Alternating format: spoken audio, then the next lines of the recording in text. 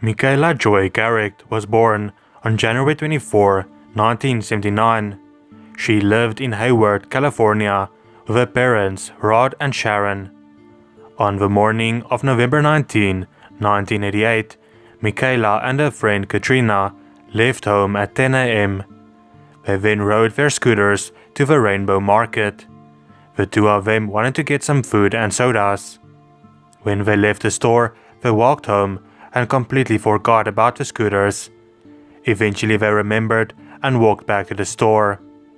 They got there but noticed one of the scooters was missing. Michaela then saw it was lying in the parking lot near a parked car. As she bent over to pick it up, an unknown man picked her up and put her in his car.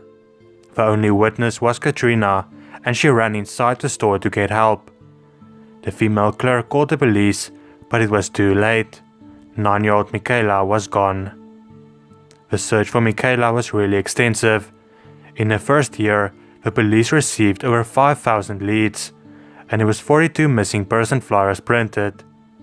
Despite all the leads and effort being put in to find her, Michaela's whereabouts is still unknown. Her case was the first missing child case to feature on America's Most Wanted in 1988. Michaela's case was also featured on Unsolved Mysteries in the same year. The discovery of J.C. Lee Dugard in 2009 brought hope to Michaela's parents that she would be found alive. Her mother Sharon maintains an active blog that is dedicated to Michaela and the search to find her.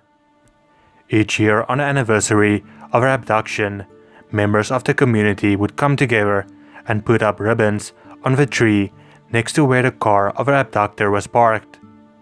In May 2019, the FBI posted a $10,000 reward for information regarding Michaela's disappearance. As of 2020, Michaela's case is still open.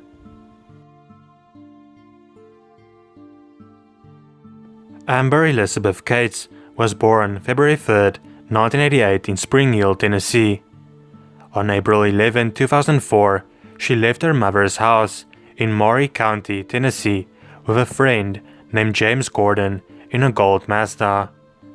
Amber was supposed to return home 2 days later, but when she didn't, she was reported missing.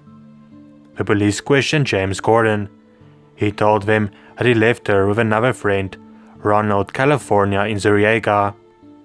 James also said that the two of them were going to go get a meal at a Waffle House restaurant on James Campbell Boulevard. Police located Ronald in a federal prison in Alabama.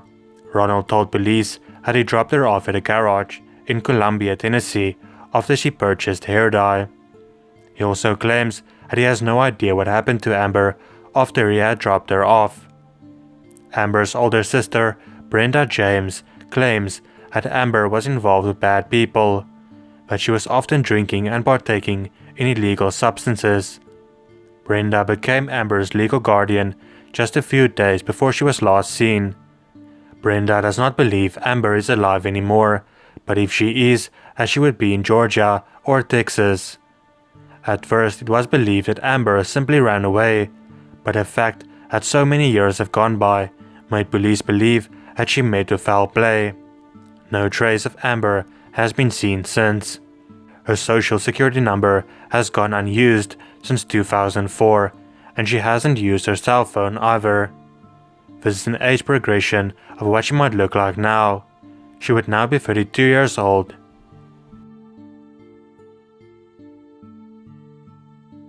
Ray Gricar was born October 9, 1945 in Cleveland, Ohio. He received his law degree and began his career as a prosecutor. In 1969, he married Barbara Gray, who he met just after graduating from the University of Dayton. Then in 1978, the two of them adopted a baby girl named Laura. Then 2 years later, in 1980, he moved to Pennsylvania and worked as an assistant district attorney for a little while. Then in 1985, he was elected as the district attorney of Center County. He was re-elected 4 times, but in 2005 he said that he would not run again for re-election. Not everything in Ray's personal life went to plan. He divorced Barbara in 1991. In 1996, he would get married again, but that marriage lasted only 5 years until 2001. The year after that, he moved in with his girlfriend, Patty Fornicola. Back in May of 1996, Ray's older brother disappeared from his home in Westchester, Ohio. He was found a week later in the Great Miami River. Police ruled that he took his own life. In 2005, Ray himself would disappear. At 11:30 on April 15, he called Fornicola. This was the last time anyone has heard from him. When Ray didn't arrive home, Fornicola called police to report him missing. The next day, investigators found Ray's red Mini Cooper. It was parked in an antique store parking lot in Lewisburg. Inside the car was his cell phone, but not his laptop, keys or wallet. There was no signs of foul play. Near his car is a river, so the initial belief was that he took his life in the same manner as his brother. They searched the river, but there was no sign of him. The police then took sniffer dogs to his car. What they found made them believe instead that Ray got into someone else's car.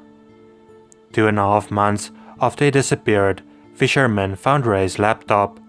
The laptop's hard drive was missing, but that too was found several days later. The police also searched Ray's house, where Fornicola was still living, for any possible leads. On the home computer, they found some interesting searches, such as how to wreck a hard drive, how to fry a hard drive, and water damages to a notebook computer. The police now believes that it is most likely that he took his own life, but they are looking into other possibilities, such as foul play. With Ray's line of work, he made a lot of enemies. It is also possible that Ray wanted to start a new life. There has actually been quite a few sightings of him. The most notable one was where a bartender and an off-duty policeman saw who they believed to be Ray while he was watching a baseball game in Wilkes Bar. There are a lot of interesting possibilities as to what could have happened to him, and many believe that he will be found.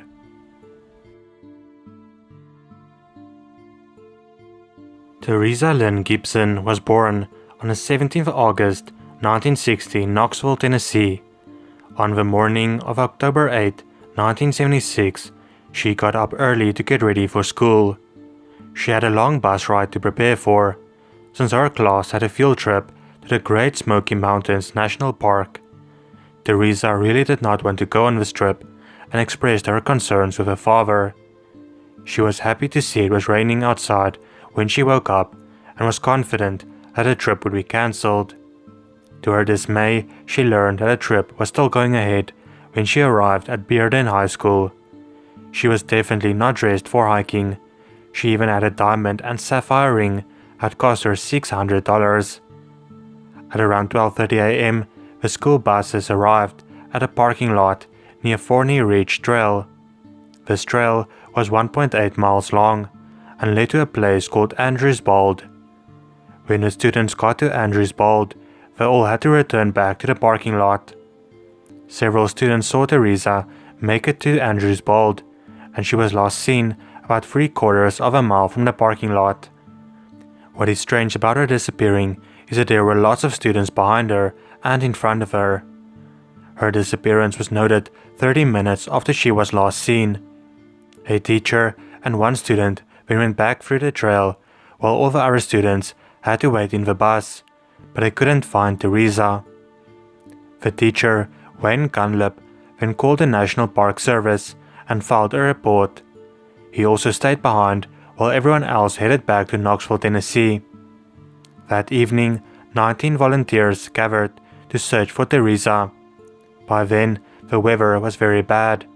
The initial search was greatly hampered by the rain and fog. School officials had to inform Mr. and Mrs. Gibson about Teresa's disappearance. The Gibsons then went to the Smoky Mountains themselves to help search. Despite searching and a lot of media coverage, no one was able to find Teresa. 5 years after she disappeared, her father was interviewed and he expressed his gratitude towards everyone that has helped in trying to find her. He also said that he was disappointed in the school but it did not have better policies in place to protect the students. It is now over 4 decades since she disappeared and no one has seen her. Some of her classmates believe that she ran away, but it can't be proven. There's also no sign of any foul play.